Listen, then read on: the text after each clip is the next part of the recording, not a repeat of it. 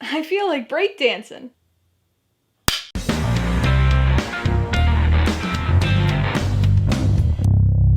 Hey everybody, welcome to Mainly Movies. Today I'm going to be talking about the 1988 romantic comedy, Coming to America. If you're new here, please consider subscribing for a variety of movie-related content like reviews, ranked lists, and trailer reactions. All my reviews include a breakdown of the pros and cons, my rating, and some tailored film recommendations, so be sure to watch through to the end of this video for all that extra content.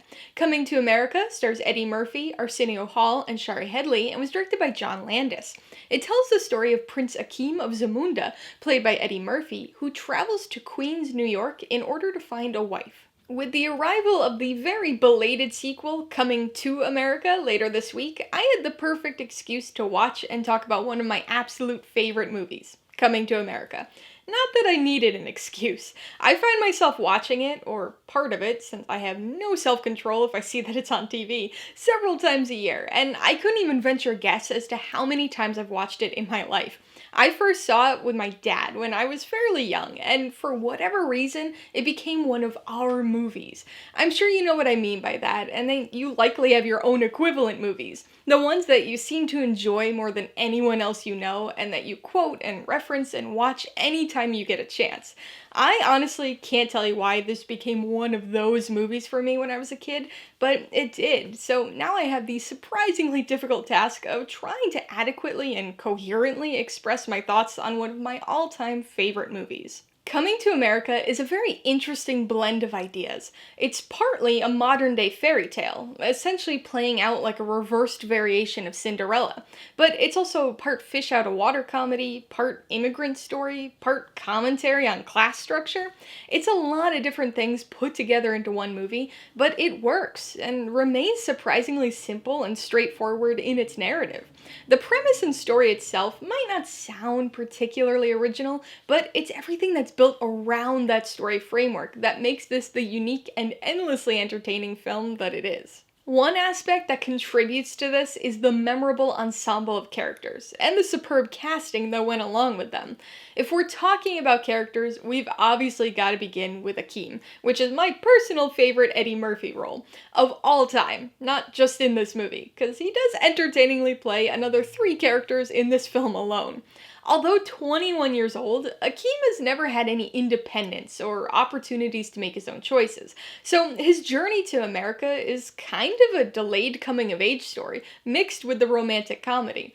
The fish-out-of-water qualities of his character, combined with the comedy of his charade, as well as his personality, make for a very entertaining and likable character. Some of those same qualities apply to Semi, Akeem's friend and aide. While somewhat less likable as a character, he provides a perfect comedic and story counterbalance to Akeem. Since this is a romantic comedy, we need a love interest for Akeem, and find that in Shari Headley's Lisa. This is a character who's already strong and independent and very sure of herself, and so she and Akeem have a really interesting dynamic with each other, and the development of their relationship feels believable. I also can't forget to talk about John Amos's performance as Cleo McDowell, which is one of the many highlights of this film. He's extremely entertaining, bouncing back and forth between semi-normal and almost over-the-top comedic. Coming to America is a film that's absolutely jammed with characters. This is often a detriment for other films, but no matter how small the role, all of the characters here are memorable and feel like they really fit into the story. Daryl as the jerk we love to hate, Patrice as the entertainingly flirty and jealous sister, the regally over-the-top King Jaffe Joffer and Queen Aeolian, played by the duo of James Earl Jones and Madge Sinclair, who would reunite 6 years later for surprisingly similar roles in The Lion King. But really, everybody shines here. Oha, the barbershop guys, Maurice, the brusque landlord, Randy Watson, and the Reverend, even the Western Union lady. The other major thing we've got to talk about here is the comedy. This is obviously extremely subjective. Perhaps one of the most subjective aspects of film. I love comedies, but it's actually rare for me to find movies where the comedy always works for me. Most of the time, I think certain aspects are funny, but might roll my eyes at others. But Coming to America is a film that I find humorous and entertaining throughout.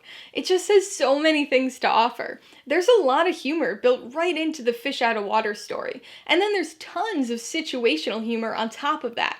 This movie has so many entertaining facial reactions, and the comedic editing is nearly perfect, often cutting to ironic visual punchlines.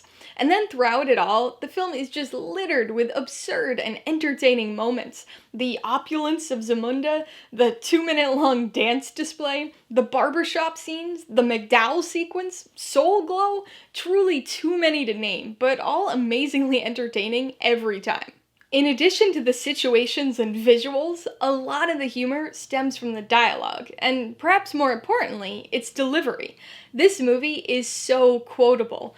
Honestly, it's one of the few movies that I could probably come close to reciting from memory. There are just so many amazing and memorable lines.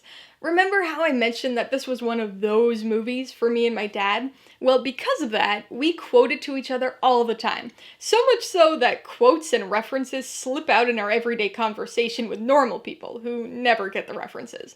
But when it's just me and my dad talking, we can have basically entire conversations in just Coming to America quotes, and have developed a quote phrase substitution system that's perfectly suited for any number of situations. For instance, instead of saying, "I'm very excited about the situation," try exclaiming, "I feel like breakdancing." Instead of saying, "This is a lovely object, what is it?" try saying, "This is beautiful, what is that, velvet?" Instead of saying, "May I have your attention, please?" try loudly proclaiming, "Oh ha?" Instead of saying, "That information is incorrect," try hesitantly saying, "I don't think so."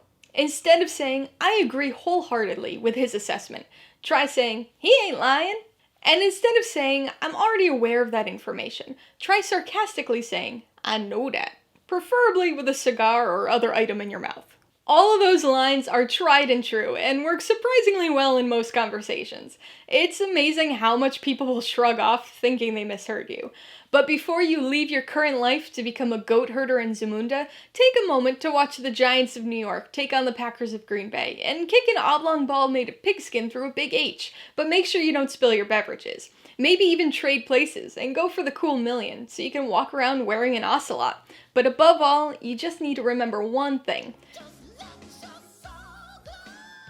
Alright, let's talk about the pros and cons. As far as the pros go, just about the entire movie, there are just so many great things about this film, but I suppose the greatest and most obvious is the comedy.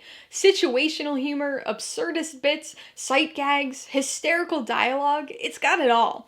Obviously, what's funny for one person isn't necessarily going to be funny for the next, but this is one of the all-time comedy greats for me, and it's one of those movies that I never get sick of, no matter how many times I watch it. The second pro is how quotable this movie is. This is due in part to the first pro, but this is a film that's just chock full of great lines.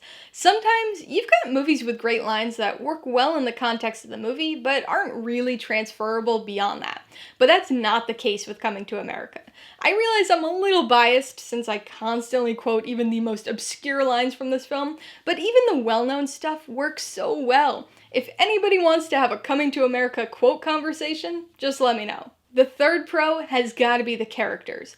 Akeem, Semi, and Lisa are definitely our primary three, but this movie has just got so many fun and memorable characters.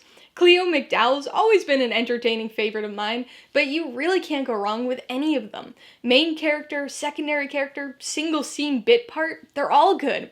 We've also got some entertaining returning characters from the previous Murphy-Landis team-up, and even a very early Samuel L. Jackson cameo. On the con side, I really don't have any issues. In cases like this, I can usually think of a few minor nitpicks to talk about, but I'm really struggling to come up with anything.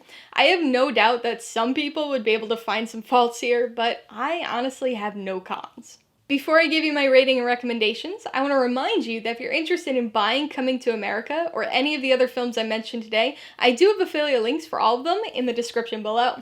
I get a small commission from anything you buy using one of my links, so I'd really appreciate it if you'd use them if you're in the market for any of these movies. I'm gonna give Coming to America 5 out of 5 paws. After all the gushing, I'm sure this comes as no surprise, but this is a comedic masterpiece for me. This is one of my top 3 favorite movies of all time, and is just an entirely enjoyable experience.